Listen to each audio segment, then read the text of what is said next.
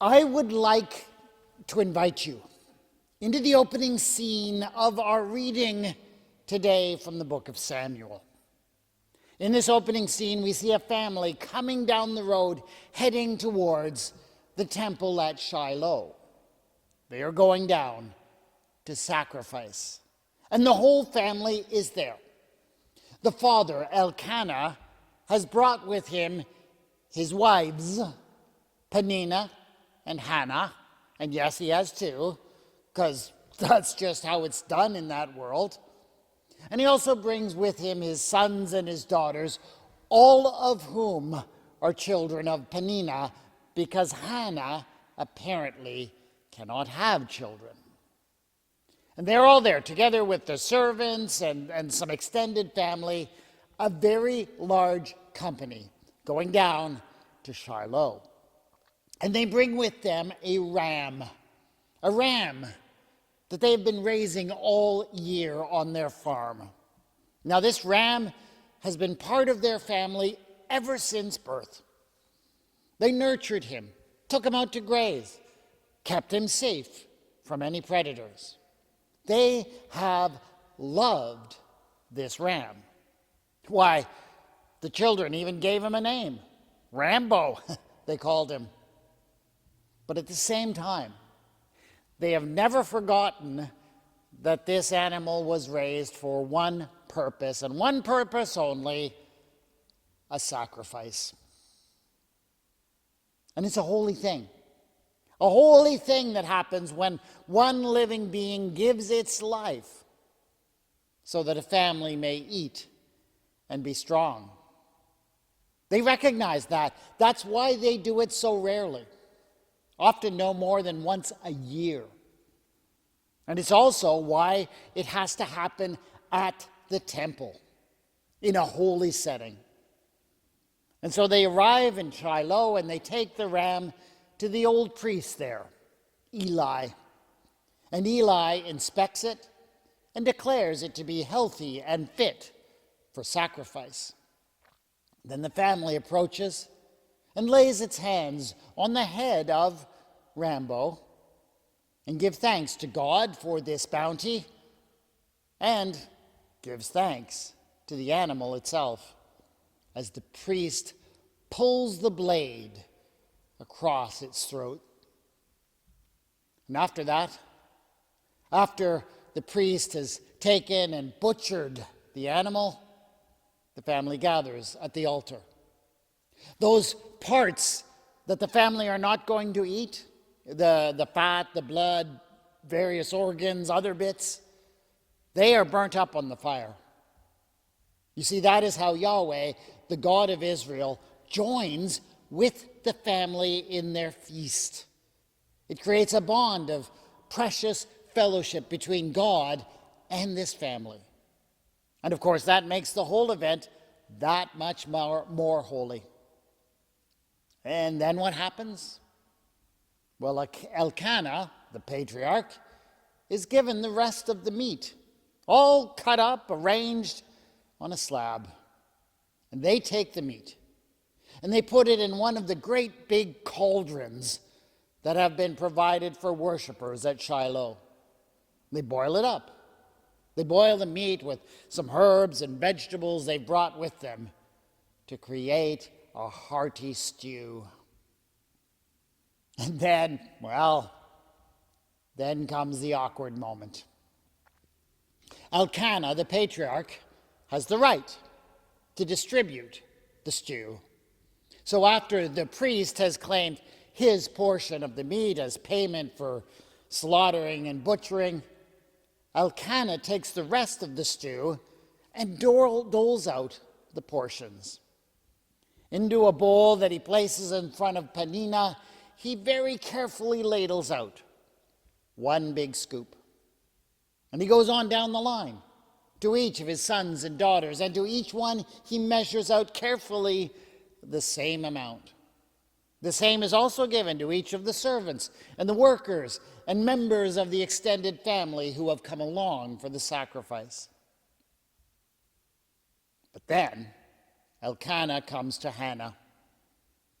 And he smiles at her for a moment. It's a bit of a sad smile. And with some pity, he takes out like a really big bowl, much larger than the others, and he places it before her. And he fills that bowl with scoop after scoop of rich stew, before finally filling his own bowl in a similar serving. Let me ask you something. How do you feel sitting at that table? Oh, the smell of the savory stew. Oh, how you long to dig in, to scoop up the meat that you've been craving for months. You can hardly control yourself. So yeah, there's lots of hunger at the table, but that is not the only powerful feeling, is it? You can feel the resentment seething from just about everyone present as they cast their baleful glances towards Hannah, where she sits at one end of the table. Why does she get so much more? And Hannah is even more upset, I think, than anyone else. Tears stream down her face as she stares at the stew in front of her as if it were poison. Because she knows that she should eat it, that she needs the meat just as much as anyone else, that it will make her stronger, healthier. Who knows? Maybe it'll even make her fertile. But she doesn't feel like she can stomach it. How could she? How could she when she knows that her portion causes Peninnah, who could be like a sister to her, to hate her? How could she when she knows that her serving creates a distance between her and these children whom she could love and care for under other circumstances? The worst of all for her, worst of all, is her husband sitting beside her with this smug look on his face. Because you know what? He thinks what he's done is wonderful. Eat up, he says, as he shovels more food into his mouth. It's delicious, dear. And she knows what he's going to say next, because he says it all the time, and it always makes her cringe. Hannah, why do you weep? Why do you not eat? Why is your heart sad? Am I not more to you than 10 sons?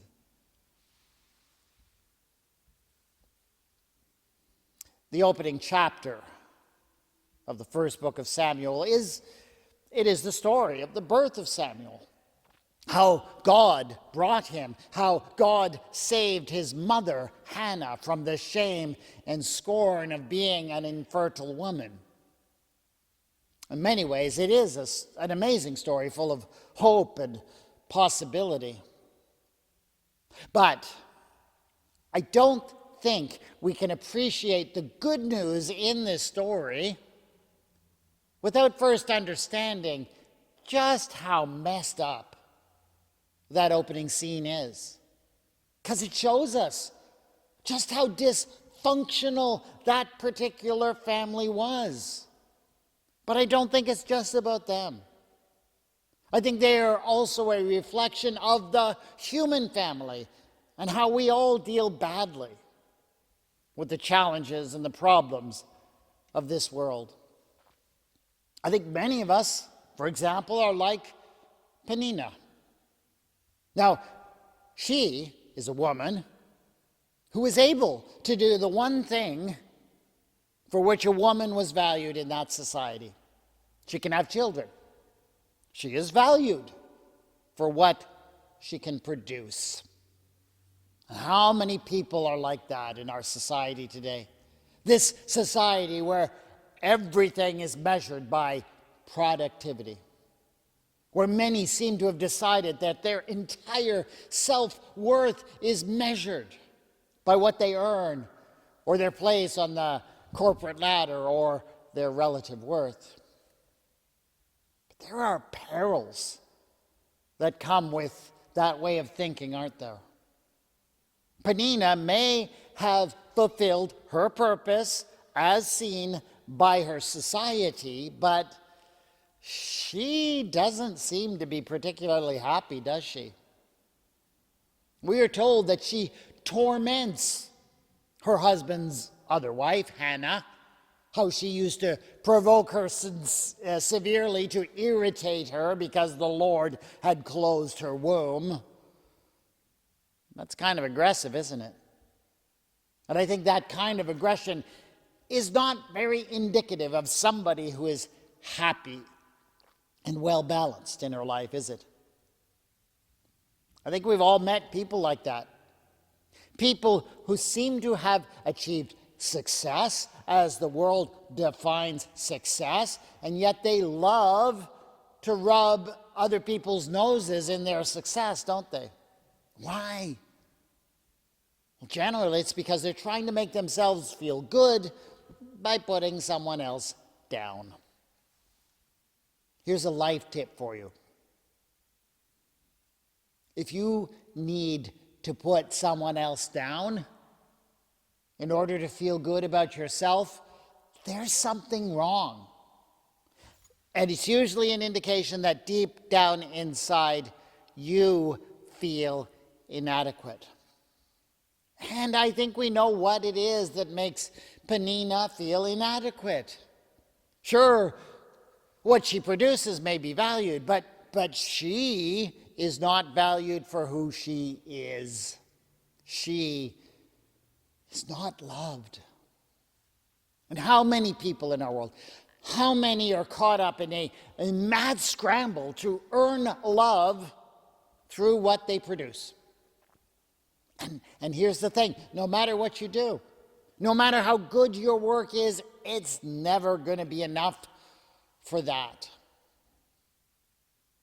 Penina, sitting at this table, is symbolic of the flaws of a society that values productivity over anything else. And then there's Hannah at the table too, isn't there? And she hardly seems to be any better off. Oh, she has the love. Her husband claims to be devoted to her, but what is missing for her? Well, she lives in a society where women are only given one way to contribute, and she's not able to contribute in that way. And so she, though she is loved, is robbed of some sense of being significant in herself. So we have two women in this story who are miserable because some of their most essential needs are not being met. The need for love, the need for significance. And the odd thing, of course, is that each one of them has the one thing that the other wants most. And it's so easy. It's so easy when you're struggling in yourself to look at what somebody else has and be jealous, and to think, if only I had what they have, my life would be good. But the mere fact that neither of these women is okay gives the lie to that way of thinking. The solution, rather, is to work on yourself. And yes, aspire to what is meaningful to you, but also recognize that the reason why you feel inadequate is not because you are inadequate. It's because the expectations that have been placed upon you by the people around you, by the society around you, are baloney. How much happier would both Penina and Hannah be if they just realized that? And now let's turn to the third so-called adult at the table, Elkanah. the patriarch of the family. I must say I'm not very impressed with his efforts to improve the situation. His favoritism for Hannah essentially only accomplishes one thing: it sets her apart from everyone else, from everyone who might give her a bit of support. And when he says, "Am I not more to you than 10 sons?" it makes me cringe. Sure, it did Hannah too. He basically dismisses her needs, her concerns, self-centeredly thinks that he can fill her on his own because he's so great. That never helps someone who's struggling. So what is wrong with Elkanah? Why is he such an abysmal failure at bringing peace and functionality to this family? Well, it's that he does not deal with the real issues at the table, right? He does nothing to address Peninnah's bitterness and anger, perhaps thinking that if he ignores it, it'll just go away. And when he sees Hannah's sadness, it does not help. He does not help her by addressing the unrealistic expectations that have been put upon her by society. He does not even bother to assure her that she has worth and value that's not dependent on meeting those expectations. All he does basically is try to get her to put on a smiley faces by bribing her with extra portions of meat and professions of his own affection. I would suggest to you that if you ever find yourself in leadership to a family or to some group that is malfunctioning, do not follow the example of Elkanah. Don't make it about yourself. Don't just deal with surface issues and appearance. Don't assume that serious issues will go away if you don't talk about them. Instead, get to the heart of the matter. The real hurts, the real wounds that people are carrying. And that's not going to be easy, I know. And it will probably feel much more uncomfortable before it starts to feel better, but it is worth the effort and the discomfort. 3 people, 3 adults anyways, are feasting at Shiloh. None of them are happy. None of them are fulfilled.